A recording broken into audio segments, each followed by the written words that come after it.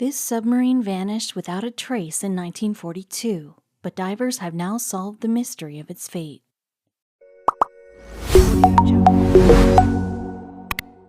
A dark shape is moving into the black depths off Malta's Grand Harbor.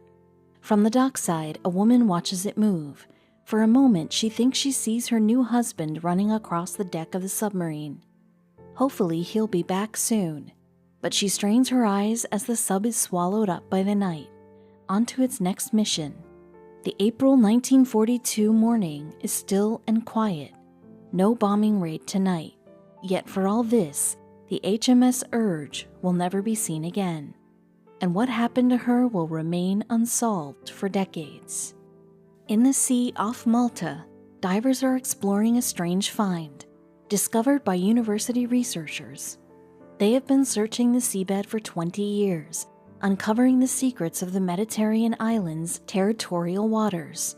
And here, hundreds of feet below the surface, the team finally finds answers to the mystery of the Urge. Although the war was a long time ago now, there are still those whose hearts were broken by the loss it brought. Yet the story of what became of their loved ones is finally revealed. So the families of the crew of the submarine and the passengers who accompanied them will at last have closure. The Urge was a U-class submarine. Although they were only little and intended for use in training submariners, they proved powerful combatants in the war at sea. Submarines were a dangerous place to be inside, of course, with 20 of the 48 U-class vessels ending up lost in action. But the small subs, less than 200 feet long, gave as good as they got. They were equipped with 10 torpedoes and, if needed, a 3-inch deck gun. The undersea sharks of the U-class cruised at 10 knots flat out, only 15 feet across and drawing just a bit more than 17 feet. They were perfect for operating in the Mediterranean. The Urge ended up costing £300,000. About $17 million in today's money. That was raised with the help of the people of Bridgend in Wales. You see, once a year, UK towns and cities did fundraising to get the money for ships, and the Urge was the Welsh town's project. Its citizens put on dances, a soccer match, and art exhibitions, among other things, to raise the cash. Having paid for the submarine, Bridgend's residents proudly adopted the Urge after her launch in August 1940. And just like a mom sending parcels to her kid at the front, they sent gifts of luxuries and food to the submariners, who served them and their country. The 32 men aboard were no doubt delighted to get them, given the limited rations available during war. In 1941, the Urge was sent to Malta, where she was based at the Grand Harbor. She was just one of the 10th submarine flotilla, which was largely made up of U-class boats. There were never more than a dozen subs at Malta, but they posed a serious menace to the enemy's ships. Top man aboard the Urge was Lieutenant Commander Edward Tompkinson, and he was highly thought of by his peers who considered that he deserved a Victoria Cross. The top brass placed him in the highest echelon, believing him to be the best of their submarine commanders from both world wars. So high praise there then. Tompkinson's crew made a lot of friends among the Maltese. As University of Malta professor Timmy Gambin explained to the Royal Navy in a 2019 statement, he said many of the crew of HMS Urge formed bonds with the people of Malta. One crew member married a Maltese bride. And the submarine had been successful harassing Italian ships. The Italians' aim was to take supplies to the Germans who were fighting in North Africa, but British subs attacked and sank them as they sailed through the Mediterranean, making it more difficult for Field Marshal Rommel to keep his Africa Corps moving. Tompkinson had taken the Urge out 20 times, winning some important victories. Not least of these were hitting the Giovanni del Bandiniere, an Italian cruiser with torpedoes, which sent her down, plus a dose of the same medicine was handed out to the Vittorio Veneto. which left the Italian battleship crippled. Success seemed to be second nature for the Urge and her crew, and they reaped decorations as they proved a severe menace to German and Italian shipping. When not sinking unwary ships, the submarine carried canoes full of Special Forces soldiers into action. Despite its usefulness, though, the flotilla was finding Malta too hot for comfort. That's because the Axis forces made the submarine base a top priority for attack in 1942. They rained bombs on the fort that housed the fleet, so eventually the decision was made to skedaddle, and orders came for the flotilla to depart Malta and head for Alexandria, a safer haven in Egypt. So on April 27, 1942, Tompkinson loaded up the Urge for what would prove to be its final voyage. The 32 crew were joined by 12 passengers. Among them was the correspondent Bernard Gray, who braved the dangers of war for the readers of British newspapers. Once ready, the sub slipped out into the darkness. But the Urge never arrived in Egypt, and when she didn't turn up on May 6 when due, the Navy had to report her missing. The Commander-in-Chief of the Mediterranean expressed his sorrow at the news, writing, "The loss of this outstanding submarine and commanding officer is much to be regretted." Whenever men are lost at sea, of course, they leave behind loved ones. In the case of Tompkinson, he left not only a wife but a baby daughter. That daughter, Bridget, would have a son, Francis Dickinson, who became integral in the effort to find out what exactly happened to the Urge. That effort was needed because no one had any idea of what had become of the submarine. Then, in 2015, a scuba diver claimed he knew the identity of a wreck he'd found some years earlier, some 160 feet down off the coast of Libya, and he claimed that what he'd discovered was the Urge. What had happened was that Belgian Jean-Pierre Mission had been diving near Marsa El Hilal in the vicinity of Tobruk in 2012. But civil war troubles in Libya had left him unable to go down and take a better look.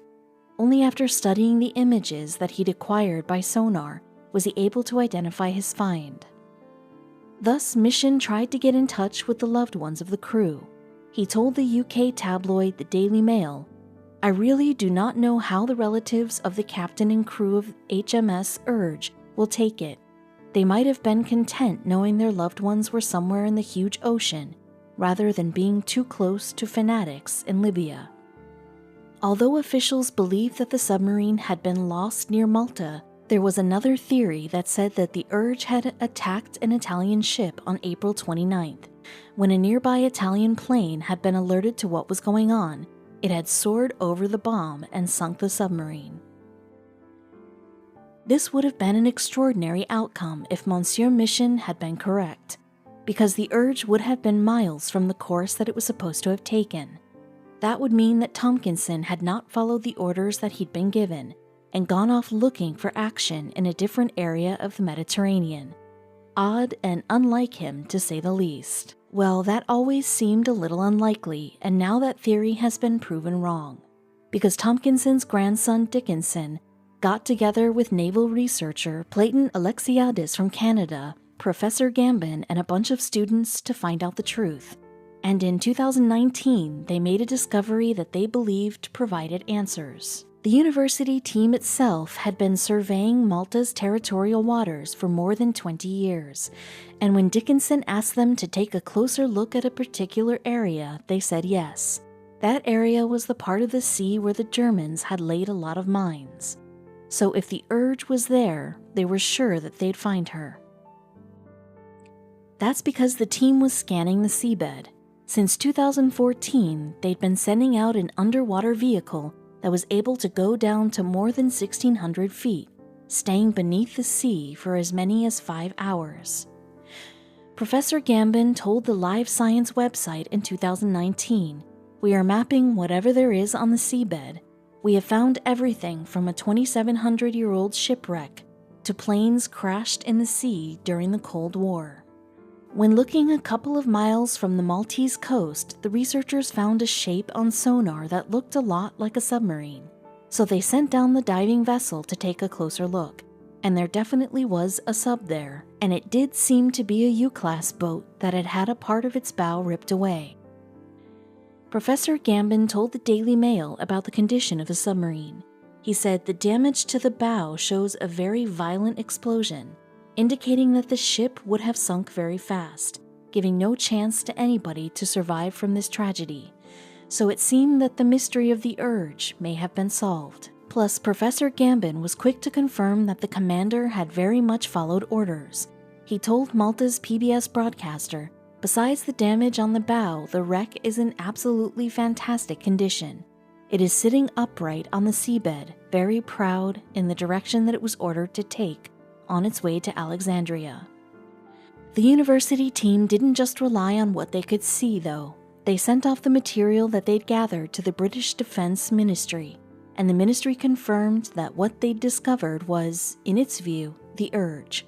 Plus, the ministry was not alone in considering that this settled the matter. Because the Royal Navy gave an insight into the reaction of the crew's family, in a press release, in October 2019, it said, families of the crew, led by Lieutenant Commander Tompkinson's daughter, Bridget, hope to erect a memorial on the island and attend a commemorative service next year to mark the tragedy and Urge's rediscovery. But there was still a tiny question mark. It was a U-class, but was it really Urge? Well, a team of 6 divers finally closed the book on the submarine in April 2021. They went down to take a look for themselves, and when they found the tower that sits in the middle of the submarine, they had confirmation at last, because on it was written the name of the doomed ship, Urge. Professor Gambin himself led the team down to roughly 360 feet. They stayed there for longer than 20 minutes and were able to take photos at high resolution, and it was clear to them that the submarine had fallen prey to a mine. The explosion, you see, had smashed through the ship's pressure hull. Thus, water would have rushed into the bow, and that would have been enough to send the sub to the bottom. And Professor Gambin described the certainty that now existed over the fate of the Urge to live science. He said, "It is now 100% confirmed. We got some good images of the name that will hopefully do away with the absurd claim that she was lost off North Africa. But getting pictures of the submarine's name had proved difficult." Because Professor Gambin explained that in the years since the submarine had sunk, Gorgonian coral had grown over it, and the coral was the protection of the law. The professor told Live Science, "We abide by international standards where we don't touch the wreck, so I'm not going to go and just shove it out of the way." It had taken a while to dive down to the wreck, too, because of the precautions surrounding the pandemic, Professor Gambin explained, but he recognized how important answering the questions about the wreck was. He said, "There is a massive difference between working on a Roman shipwreck, which is important archaeologically and very spectacular, and working with something from a recent conflict. Because in a recent conflict, the victims' families are still likely to be with us," Professor Gambin noted. He said the daughter of the commander is still alive. The love letters written by her mother are in the submarine. So for me, the science and the safety of the dives are paramount, but the most important thing is closure for the families. The British Royal Navy declared in 2019 that the wreck would be considered a war grave, so a commemorative ceremony was set for April 2020. It noted the wreck will now be treated as an official war grave and protected by Maltese, British, and international law, and at least one family member expressed satisfaction at the outcome. Yes, Francis Dickinson told the Royal Navy in 2019 that the discovery had resolved questions that had haunted his family. He said, "My family have always wanted to know where HMS Urge and her gallant crew's resting place is. Thanks to this project, we now know where and how the submarine was lost after achieving so much." And Professor Gambin noted that this satisfaction extended to Malta too.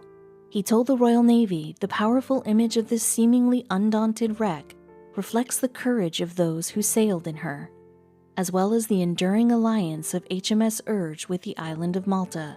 It will forever be a part of the history of the Royal Navy and Malta. The remains of the tragedy that was World War II will likely continue to be uncovered for many years. Only a few months before Urge was found in 2019, Italy confirmed that the Giovanni del Bandiniere, a cruiser sunk by the submarine, had itself been discovered off Sicily. So let's hope that many more continue to be found, for the sake of history and the victims' families.